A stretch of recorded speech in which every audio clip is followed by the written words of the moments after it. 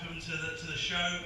By cheer, give me a cheer if you've been to a Joker Club show before. Hooray! Give me a cheer if you've never been to a Joker Club show before. Hooray! Give me a cheer. Hooray! Comparing.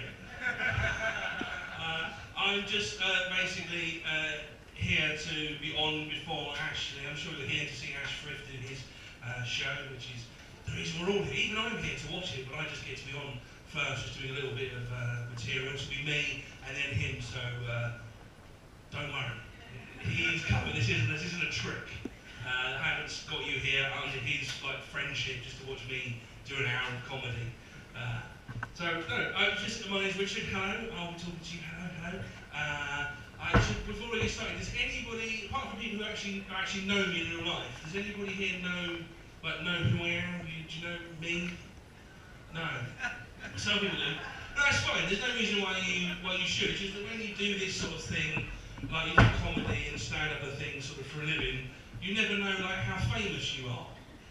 And I actually found out recently how famous I actually am, which is a thing you can't always do as a performer. Because I applied to go on the TV show Pointless. Because I'm a massive fan of Pointless. I'm a big fan of the TV show. Well, I'll go on Pointless, it'll be great, love it. I went on to apply, and they said, you can't come on Pointless because you're too famous. You're too famous to be on normal Pointless. Because basically I've done 3 adverts. Have you seen those, the Reed adverts, where the guy I'm the guy who loves frogs. Previously I loved beef and lollipops, in case you're an advert purist or a historian. Just to let you know, I love frogs. That's right. So any young people out there looking to get into comedy, work hard, stay in school, one day. But they said because of that I couldn't do Pointless, because I was too famous. So I said, can I do Celebrity Pointless? And they said, no one has any idea who you are. So that's how famous I am. Too famous for Pointless, not famous enough for Celebrity Pointless. I have no idea what area of the alphabet that is, but it's probably very low. Very low. It's lovely to be here doing this. I'm aware if you do comedy, it's lovely to be here. It's quite a stock phrase. It's like, lovely to be here, lovely to be here. But you see, I have something of a reputation on the circuit for being a bit of an alternative comedian, which, to be honest, doesn't mean anything because it's not 1983. What it basically means is I get asked to do loads and loads and loads of gigs that most normal comedians would never accept. And I do them. Often gladly. A couple of months ago, I did a gig at a science fiction convention. And I got to be honest with you, I thought that was going to be the easiest gig of my life. I just thought, my people, I am home. How can this possibly go badly?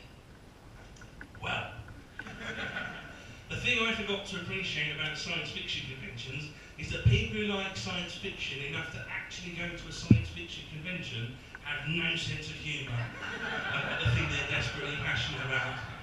And they don't enjoy some sarcastic fat man from Essex picking out plot holes, pointing out incongruities. They have a sense of zeal the conquistadors would find excessive.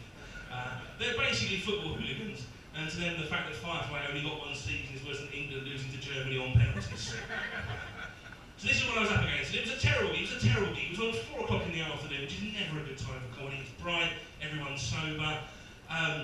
The compere wasn't even a compere, just someone who knew someone who worked in a comic shop, and he really wanted to meet the actor David Collins. Now, I'm not sure if you're familiar with the actor David Collins, but he was Silver in Sapphire and Steel. He's in the last ever episode of Blake 7. He's in 3 classic Doctor Who adventures, and he's the voice of Monkey. So fair enough, well worth an autograph, right? But I've had to come on to basically nothing. I'm just trying to get the crowd going. They're all very weird and socially awkward, and they've never been to a stand-up comedy gig before. It's like 400 weirdly dressed people going to church for the first time. They're supposed to stand up, join in, applause, sit down, people have no idea what's going on. So I'm on stage trying to, hey, we're from the TV show, get the energy up. There's a woman in the front row, right? Always talk to women at science fiction conventions. Because if they already like science fiction, it's half the battle already won.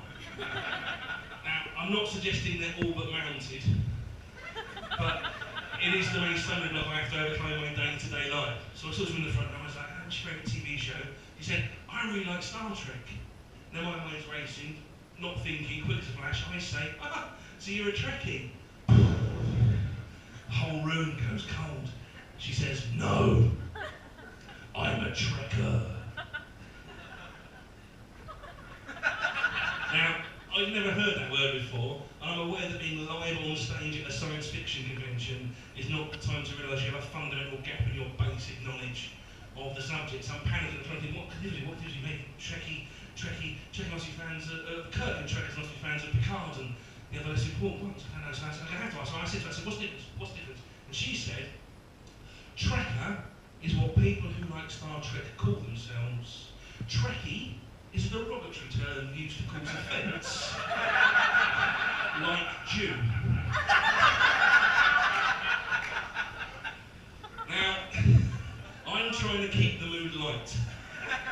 And I'm wondering if I should point out that putting on pointy ears and hanging around in a hotel in Hertfordshire for a weekend and people thinking that's a bit silly is not the same thing as the Holocaust. So believe me when I say, it is nice to be here. Doing a real gig to real people. My main passion is films. I really like the cinema. Do you like films? You're a fan of films? Like movies? You've seen films? You've heard of films? You're aware of this concept? Brilliant. It's really great. Moving pictures. What next? Do you like going to the cinema? Yeah, I recently found my love of going to the cinema because I get to go during the day because I'm self-unemployed. It's brilliant. It's like being unemployed without any of the benefits. Literally none of the benefits of being unemployed. But I get to go to the cinema during the day when it's basically empty, which is the dream of going to the cinema. And I went to see this film in London, went to see Predators. You know, it was out, it's Predators, I'm going to go and see it, even though it's going to be terrible. It was a 200-seat screen, like a massive screen, and I got there really early, so I had the middle of the back row. That's my treat for getting there early. Middle of the back row, awesome, middle of the back row. There's about 20 people in the whole like, massive screen, and the film's just about to start, and this bloke comes in and sits right next to me. Right next, not in a creepy 1950s hand on the knee type way, just more sort of low-level autistic, didn't realise that was inappropriate kind of thing. And ordinarily I'd be too English and uptight and not quite sure how to cope with that. I'd spend the whole time just staring at the floor like furious. I'm gonna blog about this. You have to know. Your hashtag is gonna be something else. Jesus. But I try something, and I wholeheartedly recommend you try this if it ever happens to you. Right? Just turn to that person who's sitting next to you, just turn to them and go, are you fucking kidding me? Are you fucking kidding me? Fuck off! Always move. Now, I wouldn't suggest you try it every time you go into the cinema, or if seating's been allocated. It's a pretty awesome way to have almost the entire row to yourself. Have you ever ruined a film? Been like that person that ruins the cinematic experience? I've only ever done it once. I'm not proud of it, but it's just a really weird experience. I went to see the first Twilight film in the cinema. I don't know if you've seen the first Twilight film. It was a very awkward experience because it was basically me and then 14-year-old girls and their mums. So it's not my optimum sort of comfort zone. It was all very, very weird. Like, what's he doing here? The main thing about watching the first Twilight film in the cinema, because I'm not a snob, I'll give anything a go. I mean, I'm old enough to remember the good old days when the vampires just killed people and had a bit of a sword fight. But I thought I'd go and see it. You know, it's a vampire film. How you know? The main problem was, no one told me the first Twilight film wasn't supposed to be funny. I don't know if you've seen it, but it's hilarious. It's genuinely one of the funniest things I've ever seen. There's a bit where someone says, are you hungry? And I said, no, my stomach's filled with butterflies. Tell me that's not on purpose. That's fucking brilliant. I just laughed like a drain the entire time. If I'd been smoking a cigar, it would have been like Cape Fear. I'm not a big fan of music. You think you like music, you all say you like music, would you say that's a fair comment? Like, you think, I like music. I thought I liked music, then I realised I like 7 bands a lot. I can pretty much take or leave anything else. I found this out in a quite an awkward way. I was asked to do a gig for Love Music, Hate Racism. And I turned it down because I said, I don't really like enough music to justify my inclusion. I already hate racism. Why do I have to like music as well? It seems really unfair.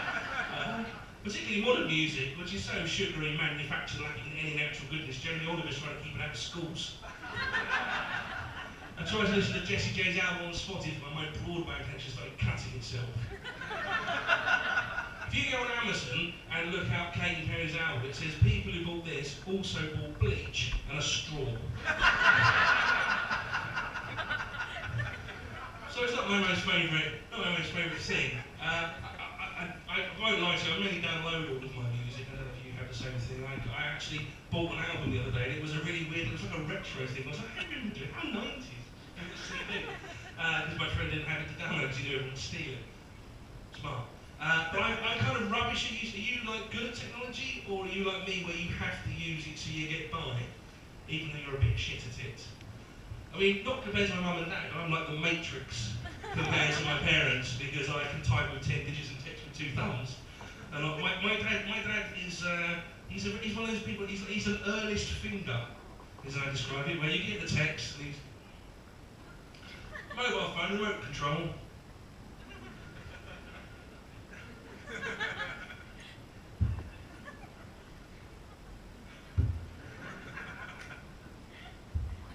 7 minutes later, you get a text message. Okay. And also, like, he doesn't really understand punctuation, so I get text messages going, "I'm outside?" Question mark. Are you? It's like I've got Schrodinger's dad. And also, he doesn't understand the difference between 3D and 3G. He thinks it's like an iPhone thing, and every year they bring out another one. So last week he went into a shop, tried to buy a 3D Kindle. Came out with a book.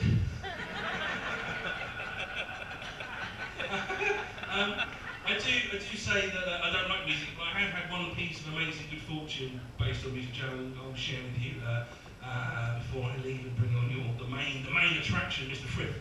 But some of you look old enough, or at least unfortunate enough to remember a song that came out a good few years ago by The Tamper that went, "If you buy this record, your life will be better, your life will be better, your life will be better." Well, I heard that and I thought, that sounds like a deal to me. So I rushed off down to the record shop, I parted my $1.99, I bought the disc, I took it home, I played it, and you know what happened? Nothing.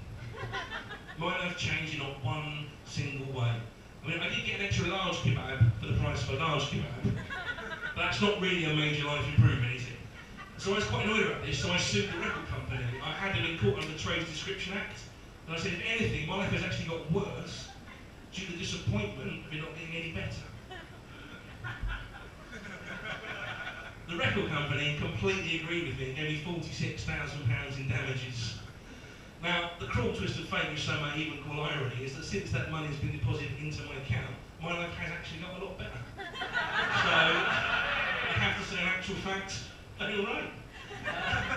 That's my 99 I ever spent.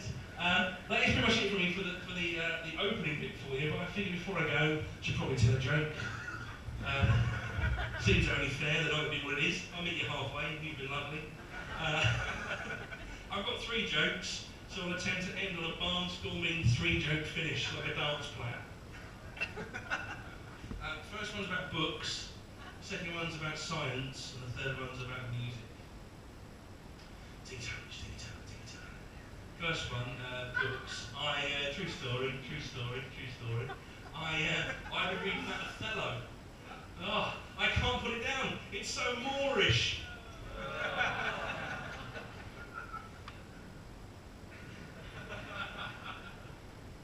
Second one, science joke. True story. I've been trying to create my own universe at home, but I just haven't got the time or the space.